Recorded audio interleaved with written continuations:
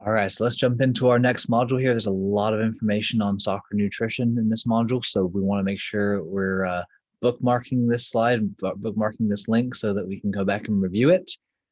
Ultimately, the goal here is not to create nutritionists out of soccer coaches, right? What we're doing here is improving the source of knowledge, here, and we're kind of engaging in this information just so that if questions do come up, you have a baseline of knowledge. But ultimately, we want you to know who you can refer to to answer those questions, and how to kind of cohesively integrate nutrition into a performance program for a soccer player. Again, we're not creating registered dietitians here. We're not creating nutritionists with this information. This is purely just knowledge for your own sake. You don't really necessarily need to act on this, but it's good to know because I know nutrition questions do come up all the time. So we're going to go over the foundations of nutrition. We're going to touch a little deeper on the level 1, 2, and 3 eating that we mentioned in the previous module. We're going to go over the spectrum of eating, dietary supplements and performance enhancers, and then obviously the optimal habits that we want to assign our athletes.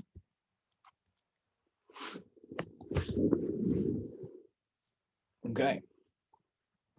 So let's start off by talking about our foundations. So food really is a fuel source for our athletes, right?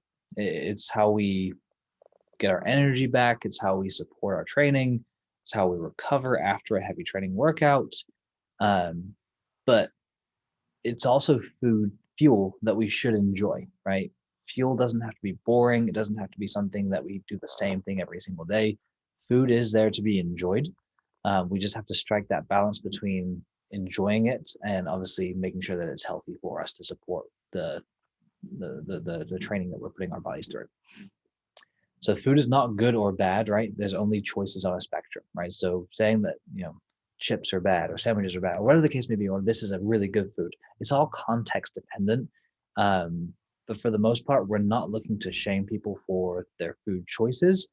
We're just trying to help them make a slightly better decision, right? So, if you have an athlete who likes to eat a cookie every day, right, as part of their training, maybe improvement on their spectrum is eating an apple instead of a cookie 1 to 2 times a week. That's improvement, right? Little things like that and taking that concept is going to go much smoother when improving nutrition habits than doing a whole big diet program that someone is going to be forced to change too much too soon.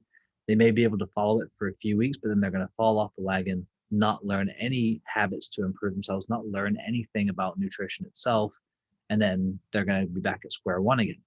So thinking of food as a spectrum and thinking of just performance improvements in habit form is going to go a lot better for your athletes in nutrition.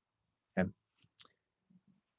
So we mentioned this last time, but we want to start focusing on how you eat before what you eat, right? We're not going to change anything of the what just yet before we get these things down. So the first one is the number of meals throughout the day. And this is going to be person to person dependent, right? Some people get by just fine on 2 big meals a day. Some people like the standard 3 breakfast, lunch, and dinner. Some people like 5 small meals throughout the day. At the end of the day, it really doesn't matter about the number of meals that you have as long as you're getting the right nutrition and energy requirements to fit your training.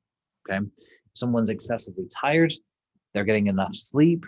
We're then going to look at to make sure that they're getting enough energy throughout the day from their nutrition. Okay. Next thing, we touched on this in the last section, but proportions. So knowing how much of which nutrients to have at each meal. And again, the hand rule is the best way because it allows for so much variation and creativity in what you eat, right? So generally we want 1 to 2 palms worth of protein, 1 to 2 thumbs worth of fats, and 1 to 2 fists worth of fruit and veggies. We can even throw like complex carbs into that veggie scenario, right? So your rices, your pastas, and things like that, that's totally fine.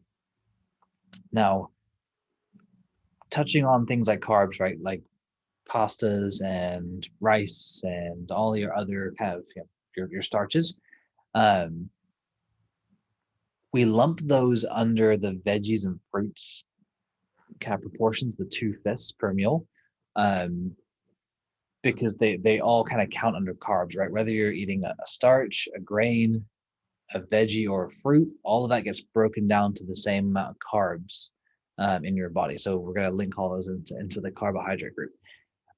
That's a hot topic around soccer, right? We need carbs for our energy, right? It's the fuel source that's going to provide the most results in the realm of soccer for the energy needs.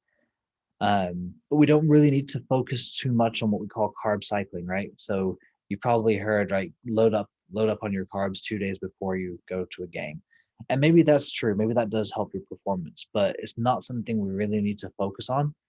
Really, what we really need to focus on at this point in time is creating routine and creating habit through your meals so your body is accustomed to what it's eating. The worst thing you can do is throw your body off a day or so before your performance by eating something new or eating a different amount of proportions than you're typically used to, because then your body has to adjust for that, and it may not adjust in time to optimize performance. Okay. We have found in research that carb cycling and advanced timing implementation has negligible improvement. If it does improve, it's maybe 0.02% or 0.3%, something like that. It's a tiny, tiny number, not worth the hassle, in my opinion. Okay. So again, just keep it simple and keep it routine. Follow the hand rule and you're going to be just fine. Okay. So stick with that to start off. So just like everything else, right? When we went through our movement and our sport performance modules earlier, we started off with the assessment piece. So how do we assess for nutrition? There's a few different ways, right? So obviously, objectively, we can measure body fat. And we know body fat does play a role in performance, especially for soccer players. Now, ideal body fat percentage is 7 to 12% for male soccer players. It's 15 to 20% for female soccer players. Now, you can test body fat by skin caliper. And we can kind of show you how to do that on the testing workbook. You'll kind of see the way to do that and how to calculate all of that. It's super easy. You just buy something called a skin caliper on Amazon. It's like $5. And it's basically a little tool that you can pinch different parts of the body with to see how thick the skin or the subcutaneous fat is. And we can calculate a body fat percentage on that. Easiest way to do it, most accessible way to do it, but it's a good way to see if your athletes are falling in the 7 to 12% range or this 15 to 20% range for females. But again, the measures need context, right? We can't just rely on objective data alone. We need to also be tracking fatigue levels. We need to be tracking motivation levels and acute chronic workload ratios.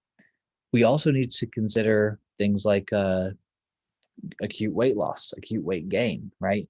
Changes in habits and nutrition, changes in personality, changes in fatigue levels. All these things we need to track subjectively. And we can do that as part of the workbook. We do have a daily tracker that you can implement with your athletes. So they fill that questionnaire out every day. And we basically run through the acute to chronic workload, right? To kind of see if they are in an energy deficit and they're more likely to get injured. We don't want them in an energy deficit. Ideally, we want them in an energy surplus before they start training. Now, the one thing we do have on here also is something called female athlete triad, and we're going to get into that at the very end of this. Basically, that's just a condition that is predisposed by energy deficiency, especially in the female population. And we're going to get into that a little bit because it's a very serious topic. And it's something that as coaches, we need to be aware of so that we can screen for it and figure out who needs to be seen by a specialist to make sure that this doesn't become a bigger deal than it is. Okay. But again, we'll go into details on that at the very end of this presentation. So our level 1 eaters, going into these levels of nutrition, our level 1 eaters are going to be basically all of your athletes, right? If you're implementing this system for the first time, 100% of your athletes are going to be level 1 eaters until they prove otherwise. And your level 1 is mastering the basics. Once you've mastered the basics, then you promote to level 2. No one will be promoted to level 2 until they've done a year of level 1 basics. Okay. Level 2 nutrition habits are basically mastery of the level 1 habits and then kind of adding in some new cutting edge pieces of research to that. And then level 3 is what we call the 1% habits. These are people who have their nutrition down. They don't need to be told. They do it all themselves, and they're very, very good at it. At this point in time, we can then challenge them a little bit and challenge their environment to make further improvements. But again, you're never going to need to go to level 3 with most youth athletes. Definitely all youth athletes, you won't need to go to level 3. 99% of all college athletes, you won't need to go into 1% habits. Probably over 75% of pro athletes don't need to be in level 3. Okay, so it's uncharted territory for the most part. It's very seldom that someone needs to go that far. So that's why we're going to focus primarily on level 1 and level 2 for this course. All right, so your level 1 habits, primarily how do we eat? So first of all, we need to make time for ourselves, right? Habit number 1, make time. That is planning and preparing your meals, the timing of your meals, what you're going to eat, when you're going to eat, right? The more time we spend on an individual level planning, the better our individual outcomes are. Once we've got a routine down for planning and preparing, that could even be a meal prep day on a weekend. That could be just planning out your schedule and just writing down, hey, this is my breakfast Monday, Tuesday, Wednesday, Thursday, Friday, Saturday, Sunday. Same thing for lunch, same thing for dinner. And these are the snacks I'm going to eat that day, right? It's that simple. Second level 1 habit will be eating slowly.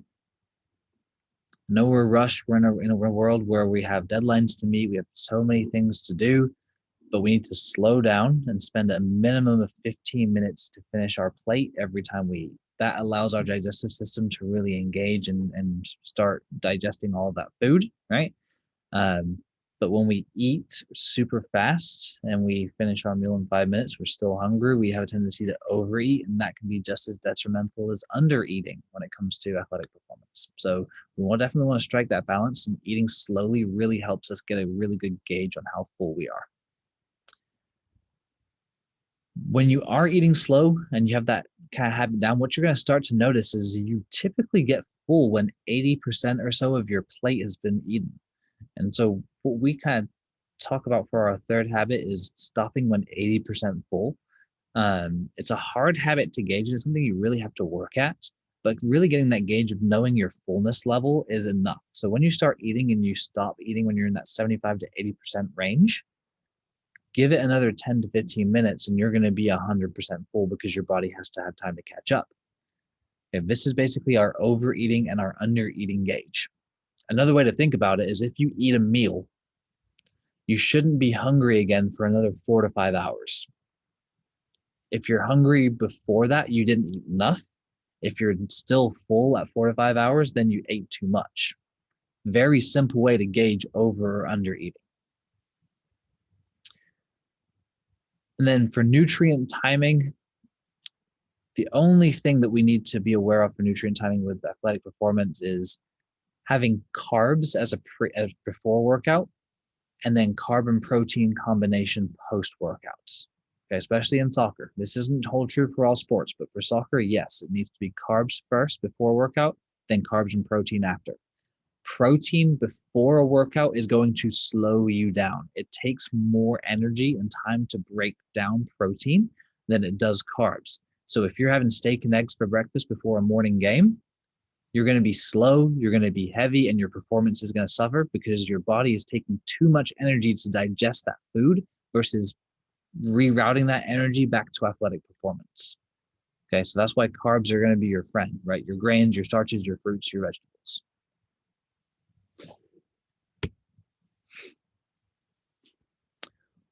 Once we have these things identified, and again, in our nutrition assessment and our workbook that we've given you, all of your athletes are going to fill out this questionnaire, and it's going to lead you to a solution, right, in this workbook and say, hey, these are the 2 or 3 things that this athlete needs to work on. These are their habits. So we're giving you the full on every single habit that we give people in this presentation, but not every athlete needs every single one of these habits. We just need to pick out the 1 or 2 big habits they need to work on to fully improve and get that optimal performance. So let's break this down now into nutrient type, right, for level 1 habits. So we have our proteins, our fats, and our fruits, veggies, carbs, right? So our protein habits. Our protein habits need to be 1 to 2 palms of food per day. That's the size of your palm of your hand. Okay. Roughly 1 palm of protein is equivalent to 30 grams of protein. So if you have 1 to 2 of those, that's 30 to 60 grams of protein per meal. We want, on average, we don't have to get too far into the numbers here because it gets too confusing and people give up at this stage. But just from the research standpoint, typically athletes need 1 gram of protein per pound of body weight. So if someone weighs 120 pounds, they need 120 grams of protein per day if they're an athlete. Okay. So again, the math is what throws people off on calorie counting and nutrients and like that. We don't want people to get discouraged here. So we never really talk about this. That's why the hand method works really well. Because if you have 1 to 2 palms of protein, say you have 1.5 palms of protein, that's roughly 45 grams of protein per meal. If you have 3 meals a day, that 120-pound person has met their protein requirements for the day. So again, 1 to 2 palms is all people need, right? That's all they have to think about. Everything else from the math and the nutrition calculations, that it takes care of itself when you use the hand method. Okay. Down below here, we've got our sources of protein that we really like to hand to people. We do have sample meals for almost like a recipe book that we'll give you guys too, so you can give these to your athletes. Parents and individuals can have these ideas as to what to cook every day. But from a sources standpoint, we definitely want, if it's available, to have pasture-raised or grass-fed protein sources, right? Just because, again, from a health standpoint, they're just so much better for us. So grass-fed beef, lamb, pork, venison, pasture-raised chicken and turkey, omega-3 eggs. If we're talking seafood, then we want wild-caught salmon, shrimp, tuna, sardines, shellfish. If we're going with kind of lunch meats, that's totally fine. There's nothing wrong with it, but we want them to be nitrate free. Okay. That's what we're looking for on our labeling. So any kind of bacon, ham, turkey, salami, sausage, right? It needs to be nitrate free from optimal performance. And then protein powders, I mean, they're fine. They're not the best source of protein, but people go to them all the time. If you feel like you're not getting enough protein or someone's not getting enough protein throughout the day, then you can suggest a protein powder and then kind of cover all bases. But that'll be once a day after a workout.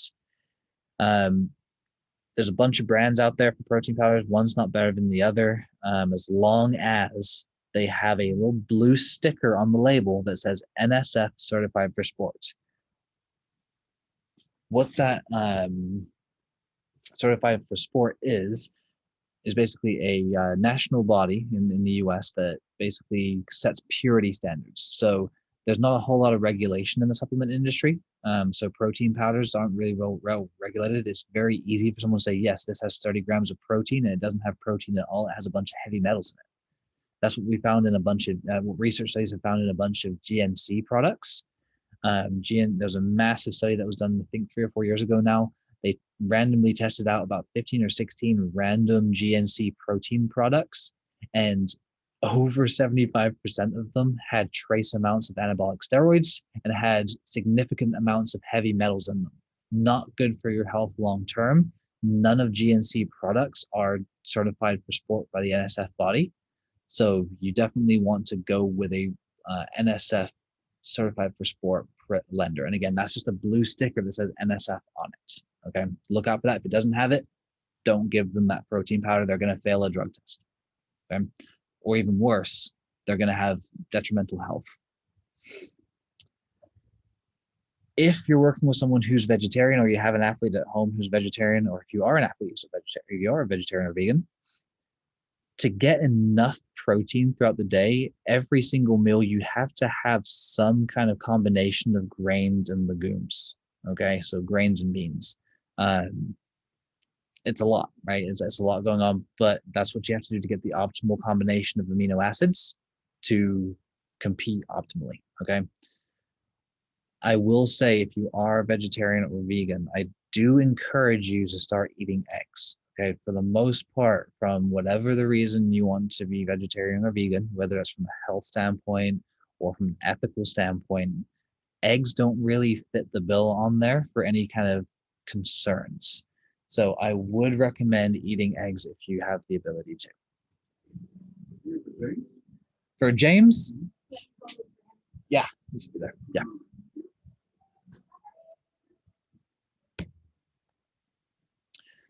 Okay, so moving on from proteins to carbs. Again, these are your veggies, fruits, grains, and starches, right? So 1 to 2 fists per meal is what we need here. And ideally, we want 1 fist to be fruits and veggies, 1 fist to be kind of these complex carbs, these whole wheat rices, these whole wheat pastas, all that good stuff, right? Whole wheat breads are fine too. No problems. So from our sources, right? So again, carbs are our body's preferred source of protein when it comes to soccer, right? That's not true with all sports, but for soccer, carbs are what we're looking for. So we want to eat, ideally before and after a meal, or before and after a workout to meet our energy demands. So if veggies are your source of carbs, just a big list of our favorites here. Again, any kind of veggie will work, but broccoli, kale, cabbage, spinach, sprouts, arugula, collard greens, garlic, onion, celery, carrots, eggplants, peppers, mushrooms, radishes, sweet potato, lettuce, tomato, all of those fall under that veggie bucket. Okay. Fruits, there are preferred fruits. So berries, oranges, peaches, apples, banana, kiwi, all of your superfood fruits, right? Like your acai, your dragon fruit, your pineapple, your mangoes. Those are all fine to have. But again, the vast majority of those 1 to 2 fists of smart carbs that we're talking about here, the vast majority of it needs to be veggies, right? So don't just be having 2 fists of fruits at every meal, right? That's not going to cut it, and you're going to have yourself high blood sugar. So don't do it. For grains within your smart carbs, again, ideally whole wheat is a little bit better than just the white, right? So whole wheat breads, pastas, and spaghettis. Again, white rice is totally fine. That comes in nature. So jasmine rices and things like that, totally fine. And then obviously there's all the other kind of like, again, quote unquote superfoods or super grains, right? Like quinoa, chia seeds, things like that. Like those are totally fine to have too. But again, not everybody has those readily available, and not everybody likes those.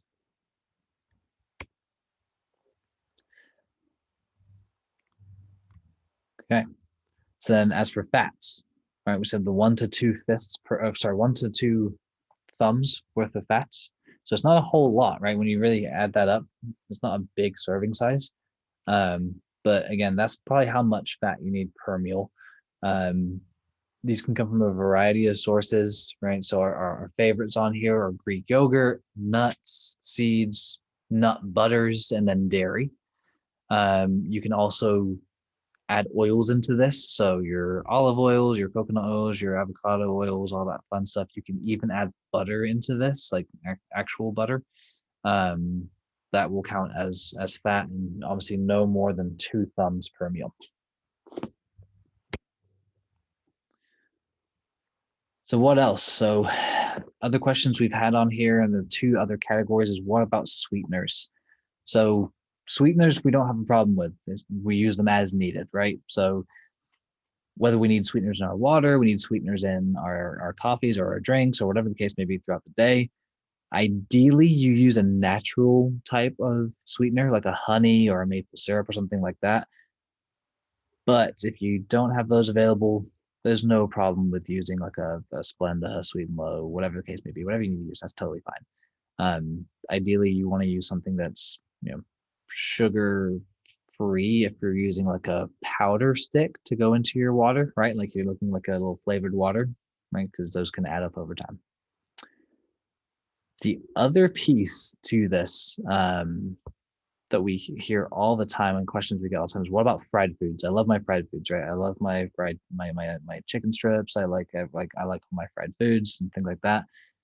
We only reason that fried foods are bad for us is not because of the frying process, it's because of the oils that are used. So,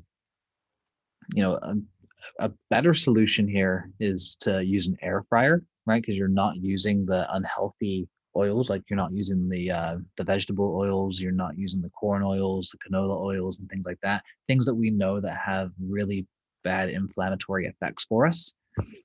So the air fryer is a really great tool to have if you don't have one in your kitchen, or your parents don't have one in the kitchen. Then you or your athlete's parents don't have one in the kitchen. I would always recommend that because it's a really great alternative. And that really does it for the level 1, right? So we talked about how we eat, and then how to optimize our protein intake, our carb intake, and our fat intake. That's all the majority of your athletes are going to need to optimize their nutrition when it comes to performance. Now, if they've done that for a year and they've got all of those components down, no problems, then we can start thinking about level 2 habits. Okay. So we only have 4 level 2 habits here. First one is what we call food timing. Now, with food timing, we break this into 2 different types of meals. So we say what we have anytime meals and post-workout meals. The only difference with this is that a post-workout meal is the only time you're allowed to have starches, grains, and bananas. Other than that, everything else stays the same. So if you're at a breakfast and you don't have, if you have one meal and you don't have a training session or a game until after your second meal of the day, then during that first meal of the day, no sweet potatoes, no grains, right? Basically, and no bananas. That's because of the starch content. Starch content is an optimal recovery content. So once you've got your level 1 habits down, changing those 3 things to only after your workouts are going to make a big difference. But if you don't have your big rock items down, don't worry about that, right? Nutrition is a complex topic. That's why we have dietitians out there, why we have nutritionists out there who spend their lives studying this stuff. But we want to make this simple to remember, so we don't want to overcomplicate this. So I'm a little hesitant going over these level 2 and 3 habits, but do not implement anything on this page until all of your athletes have done at least a year with the level 1 habits. Okay. The next habit on level 2 would be the food log assessment. So this would be having someone write down everything that they eat and assessing it on a week to week to see where they can improve. We know that recovery goes hand in hand with all these different pillars that we did in the previous module. So once they have all their habits down, what you may find is that their body is constantly fatigued and inflamed because of a lack of sleep. And once we get their sleep ritual down or their sleep routine down, then we have this secondary and tertiary order effects on their nutrition. So maybe they're doing all the right things and they're not seeing any results. They continue doing all the right things and they improve the sleep, and then they see the results. So we can't underestimate the role that sleep has across lines here. Okay. And then the 4th one is when we start getting into supplement use. So the supplement usage is not the first thing we need to go to with our athletes. It's a secondary habit. We need to get these initial habits, these level 1 habits down before we even suggest supplement use. Okay. There is another slide coming up with the supplements that we do recommend if they're at that point. Now, level 3 habits, again, once they've gone to a minimum of 3 years of doing level 1 and level 2 habits, then they can go to level 3. Level 3 is what we call experimental design. This is where we're tweaking minute things to see what improves performance. This is where the majority of nutrition research happens, is to improve level 3 habits. But ultimately, the research never says, again, in real life practice, get your solid nutrition habits down first. Because if we don't have those nutrition habits down first, level 3 habits don't make any difference. Okay. So let's talk these supplements. Again, we talked about NSF certified for sport. Make sure there's that blue logo on the bottle or on the whatever container it comes in, right? If it does not have that blue NSF certified for sport label, do not use it with your athletes. It could have very detrimental levels of heavy metals. It could have substances that are illegal that will make you fail a drug test and then lose a scholarship, lose a place in team, or get banned. Or it's just not having the right contents of what it says it does. It could falsely advertise 30 grams of protein when it has 10 grams. If it doesn't have that NSF certified for sport, there's no regulation on them doing that. Okay, so they can lie to you with no problems. So First and foremost, make sure they have the NSF Certified for Sport logo. If it has that logo, these are the these are the big, what we call the big six, right? The big six supplements that most athletes should be taking. First one is a protein supplement, right? Find a good protein supplement. It doesn't matter the type of protein, whether it's whey, casein, plant-based, it doesn't matter the type of protein. We're just looking to make sure that they get their protein needs in a day. Okay. Supplement number 2 is called creatine. And more specifically, that should be creatine monohydrate. Okay, there's plenty of different types of creatine on the market. It's becoming kind of a fad in the past couple of days with all these different energy drinks that have creatine in it. The problem is, and I can speak to this because I actually did my dissertation on creatine use. I spent 2 years researching all of this, purely just creatine. What we found is creatine needs to be in monohydrate form. So on the label, it should say creatine monohydrate. If it says anything else, it's not good. It doesn't work. It needs to be in a powder form.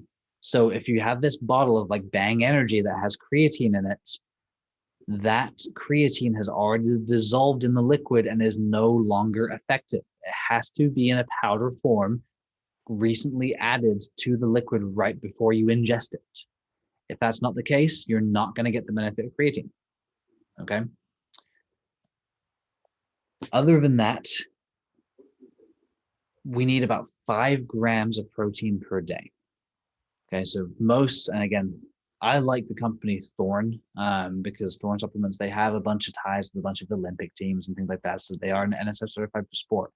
But all of their suggested serving sizes and the little scoopers that they give in all their supplements are consistent across the board with up-to-date research. So even if you have like a Thorne creatine supplement, just use the little scooper they have. It should be about 5 grams.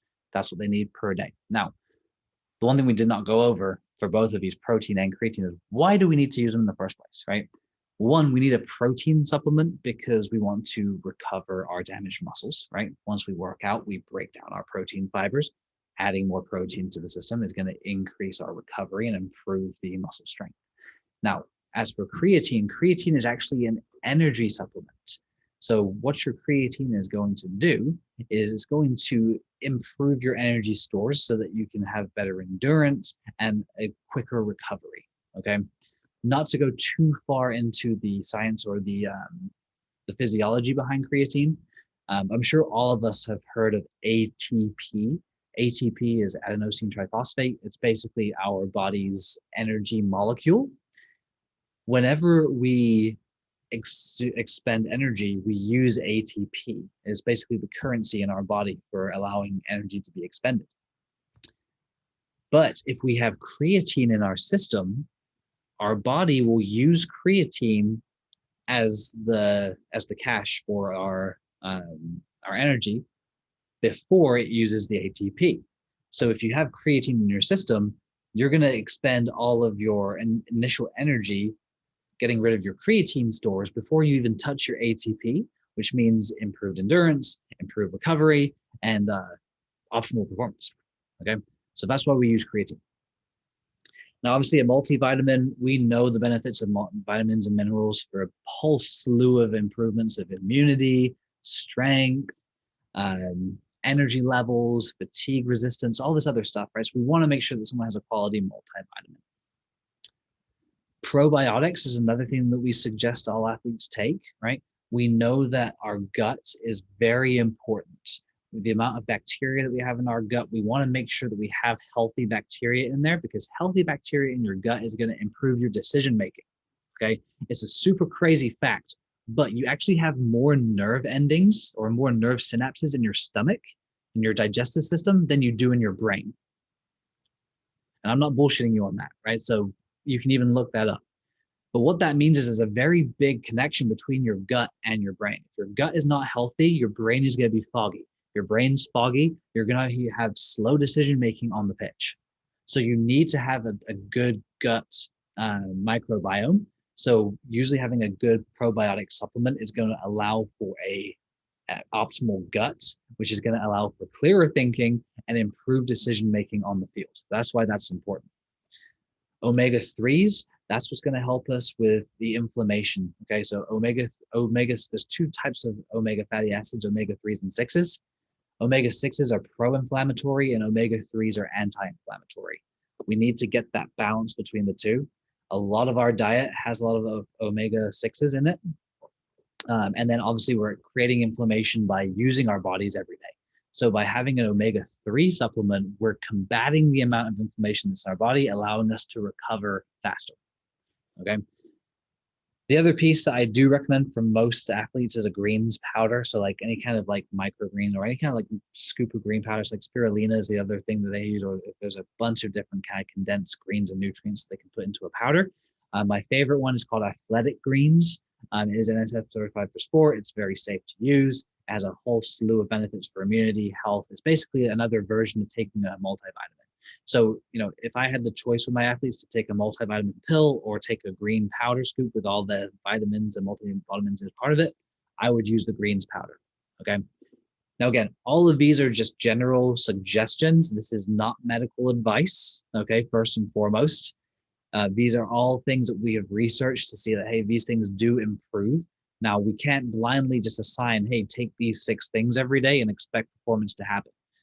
The best way to go about supplements is by blood testing, going to your primary care, getting a blood test done, and seeing what you're deficient in. If you're deficient in certain things, like vitamin D, vitamin B12, whatever the case may be, then you need to supplement with those based on your doctor's or your dietitian's recommendations. For general performance and health, these 5 or 6 things is a very good place to start. So just know yourself and know what you need, right? Do you need improved energy? Do you need improved recovery? Do you need improved strength? Do you need to have a clearer mind, right? If one of those big rock items is something that you identify, something that you need to improve, supplement it. But make sure you're supplementing it with in conjunction with also doing your level 1 habits. Now, other supplements that are on the market that have some significant benefits, but we don't recommend them as first line improvements, right? Once you've got your level 1 habits down, once you've got your initial baseline supplements going, and then you still are looking for a performance enhancement or a performance optimizer, then you can look at these things. The first one is something called beta-alanine. And beta-alanine is basically a essential amino acid, very similar to the BCAAs we talked about earlier, right? That little powder you can drink in your water after a workout for improvement recovery. Beta-alanine in itself has shown to improve athletic performance and endurance in aerobic-based athletes. So runners, cross country, and then you can even lump soccer into this. Again, I wouldn't recommend beta-alanine as a first line supplement, right? This is just for people who are looking for an advantage. Beta-alanine will not work if you don't have your level 1 habits down. You don't have your protein, your fat, and your carb intake on a daily basis down. It won't matter. Okay. Second is caffeine. Obviously, people want a cup of coffee in the day, or they want to take a cup of coffee or Red Bull or something like that before. Again, I wouldn't do it personally, but some people find in performance enhancements, they find that the world moves slower when they're on caffeine. They're able to kind of control themselves better, and they have a little bit more explosive energy. Caffeine's illegal. It is legal in soccer, in the soccer world, as a performance enhancer, as long as you stay below a certain level. You'll have to check your local governing agency, right? So if that's U.S. Soccer Federation, USL, NCAA, MLS, UIL, check their rules to see what the legal limits of caffeine are, because they change every year. The last time I checked for NCAA, it's the equivalent of 6 cups of coffee is the legal limit for caffeine. So most of your athletes are going to be fine. But don't take my word for that. Make sure, because these rules are always changing. So always keep on top of that. Turmeric and bromelain. So those 2 supplements, bromelain is the active ingredient in pineapples, and it has been taken out into a supplement form, like a pill form. And then turmeric, obviously being the spice, right? Those 2 things have really great anti-inflammatory properties. So for athletes who are already doing all the other stuff for anti-inflammatory and recovery benefits, this may be the added piece that gets them to the next level. Okay? Or you can just eat more pineapples, or add more turmeric or curry powder to your seasoning. Easy enough. The other big ones, right? We hear about hemp oil and CBD products all the time. They're touted to have a wide range of benefits. What we've found in researching them from our clients' perspective and what we found from our own research is that CBD tends to decrease anxiety, tends to decrease pain and inflammation. Those are the main benefits we see to happen, and improves sleep quality is the other thing. So it can be a very potent thing to improve performance and recovery on the recovery realm. But again, check your local regulating bodies to see what the law is for CBD and for hemp oil use. Again, most products now will not have the THC in it, which is the psychoactive ingredient, right? So we're not trying to get people high when they take these. That's not what people are doing, right? The THC level is negligible, sorry, in these products. We're purely looking at these anti-inflammatory and these recovery things, and we're finding really good research. But again, we just need to make sure that our governing bodies are allowing us to use these products. Okay. And again, I'm going to sound like a broken record. All of this list that we're going over right now doesn't matter if we don't have our level 1 habits down. Okay. The last two on the list here, fenugreek and maca powder. These are 2 different supplements that can actually improve the body's free-flowing testosterone. So for someone who wants, to improve their power, their strength, they need that free amount of testosterone to be able to pull from. And fenugreek and maca powder seem to do a good job of doing that. Okay. Again, consult your MD or your primary care before starting any of these supplement recommendations. Always look for the research for the amount of dosing if you're going to try these yourself. A really good resource for that is something called examine.com. They have a very great, robust research body on there, and you can basically search any supplement you want and it'll give you the general recommendations. You can also go to Thorne, THORNE.com. That's the supplement company that we recommend for our athletes. But if you just search their products for whatever you're looking to take and you see what their recommendation is always pretty spot on with the research. So you can always use that as a gauge for how much you should take. That's a lot of information, right? So we're probably going to have to bookmark this module and come back again to kind of review some of these things, especially as questions come up from parents, from athletes, right? Or even if you want to apply this to your own life, these are the type of things that we just need to have a grasp on, okay? So the other hot topics, calorie counting, don't do it. Unless you're a bodybuilder or someone who needs to really get to that level of accuracy, don't do it. It's just going to complicate things, make people frustrated, and it's not going to teach people anything when it comes to what foods to put in their mouth. Okay. Calorie counting in itself can be wildly inaccurate. If we took 2 potatoes that were the exact same size and weight, one could have 100 calories, the other one could have 600 calories. And you don't know that. You can't test that out unless you just go through a calorimeter in a chemistry lab. When are you ever going to do that outside of school? Never. You don't have a calorimeter laying around so you can do these calculations before you eat. No one's going to do that. So, if you don't do that, it's wildly inaccurate. So don't kid yourself when you're calorie counting. Don't do it. Just use the hand method, right? The 2 fists of starches and smart carbs and veggies and fruits, the 2 thumbs of fats, and the 2 palms of protein. Food timing, again, it's a level 2 habit, but don't worry about it. All right. I hate when people go through this carb cycle. No, I need to eat this 2 days before this, 1 day before this, right before this, right afterwards. Ultimately, get enough protein, enough carbs, and enough fats throughout the day, and your problems are going to be solved. It won't matter at what point you take them. The only caveat to that is eating a bunch of protein before you work out, because it's going to make you slower and less optimal on the field. Okay. Another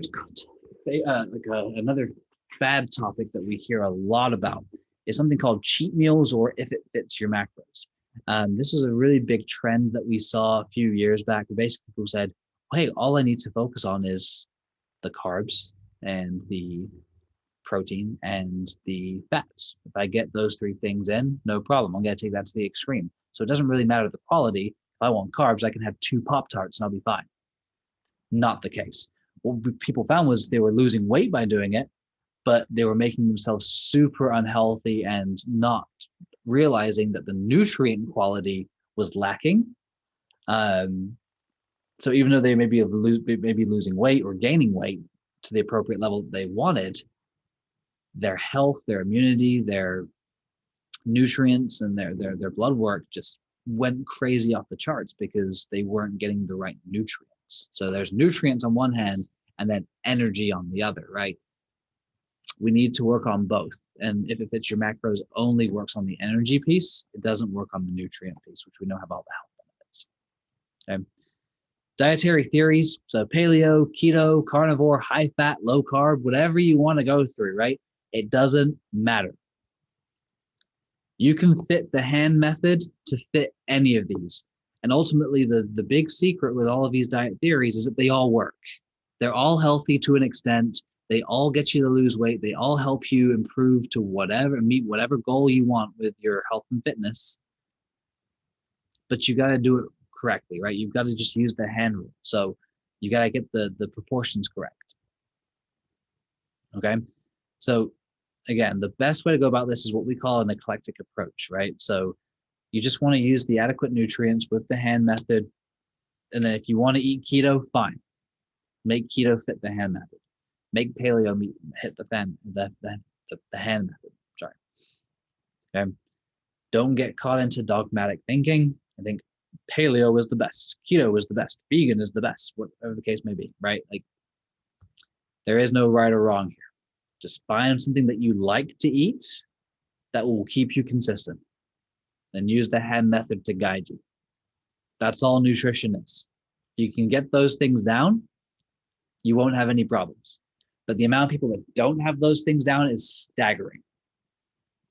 Okay?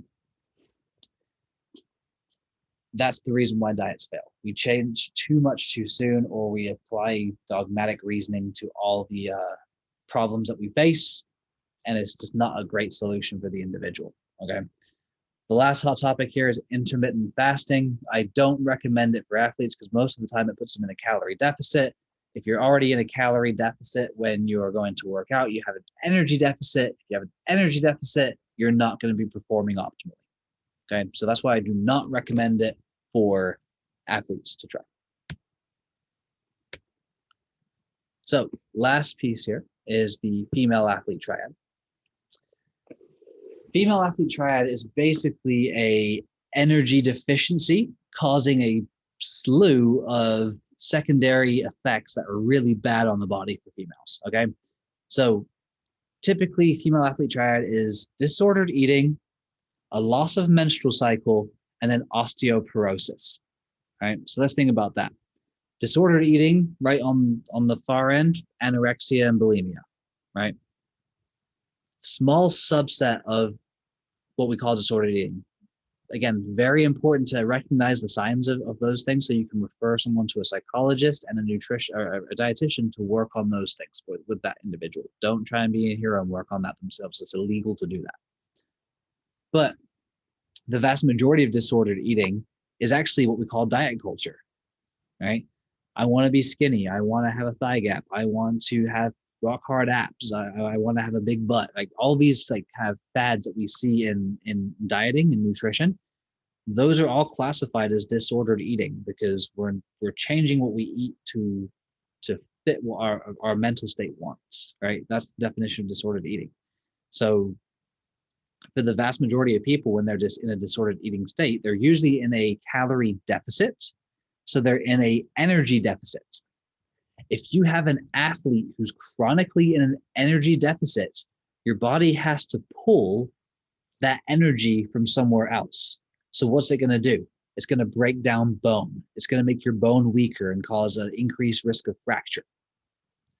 It's going to pull from your hormone supply, your fat supply in your body. If you have a hormone disruption, females are going to lose their menstrual cycle on a week in, week out basis. And I know as coaches, we find it awkward to talk to our athletes about menstrual cycles, especially if it's a male coach and female athletes, but we have to ask. I ask all of my athletes in clinic here about their menstrual cycles. There's some weird tabooness around asking that. We don't know why. I don't know why. Like, just ask, right? When was the last time you had your menstrual cycle? When was the last time you had your period? If they hadn't had it in a few months, are they pregnant? Or are they in a disordered eating state where they're in an energy deficit and they have signs of female athlete triad? Okay. If we want to take that a step further, right, we talked about acute chronic workload ratio. If you're coaching female athletes, absolutely we need to factor in the menstrual cycle into the acute chronic workload. You got to think the amount of blood loss. You got to think about the iron loss. You got to think about the energy expenditure of a uterus shedding every month, right? Like that all plays into performance. So if you're a coach of females, definitely include asking about menstrual cycles and knowing your athlete's cycles when you're considering their periodization, when you're considering their individual programming, right? Like these are all things that we need to be aware of, and we can't be scared to ask about a menstrual cycle or the timing of periods because of cultural taboo. Okay, we got to just get over it, have an adult conversation, because it could save an athlete their career, or even better, it could save an athlete their health for the rest of their life. And it is on us as coaches to ask about these things. And if you're scared to, you're doing your athletes a disservice. And it could negatively impact them for the rest of their lives if you don't ask. Okay. So again, it's a lack of nutrient and calorie availability, ultimately, is what we're looking at here. So ultimately, this could lead to injury. And ultimately, if it's chronic enough and it's not attended to soon enough, it can lead to hospitalization. And there have been reported cases of death that occurred because of disordered eating. Okay. So let's just think about that and break that down for you, right? So if that's something that you need to screen for, you don't have to be the expert here. Just know the signs, right? Are they complaining of always being tired? If you're in a team setting, are they weird about eating food around others? Ask them about their menstrual cycle. Are they regular on their menstrual cycle? If you could identify those three things, and sometimes kids are really good about, athletes are really good about hiding these, but we can't do much about that, right? We have to do what's in our control. We can do those three things that we just outlined, then you can screen for this. And if you're concerned, you need to refer your athlete to a psychologist, to counseling, or to a dietitian to help work on this. Okay. Now, obviously, the amenorrhea, the absence of a menstrual cycle is not going to happen in males, but this still disordered eating, this osteoporotic state, this calorie deficit, right? It can also happen in males and cause all the injury deficits that happen, right? Because of the calorie deficit. So just be aware of this in males too, but just be aware of the disordered eating signs, right? Are they weird about eating? Do you never see them eat? Are they weird about talking about food, right? Or are they always complaining about being tired, right? There's probably some kind of hormonal disruption because of a lack of sleep or lack of calories. Okay. So make sure we're aware of this in males, but obviously females is even more so important because they are going to be more likely to have more severe injuries because of this limited availability of calories and energy. So I hope you found that helpful. I hope it provided some insight as to some of the things that we need to be aware of as coaches and things that we have the power to recognize and be the first line of defense against these really terrible things from happening to our female athletes. Okay. So again, bookmark this, right? There's a lot going on with nutrition. As with previous modules, right? If you're kind of going through all this and you're hearing this is way too much, I can't implement all this. Okay, that's okay, right? Ultimately, we want you to be informed and make an informed answer to questions whenever your athletes ask about it or your parents ask about it, right?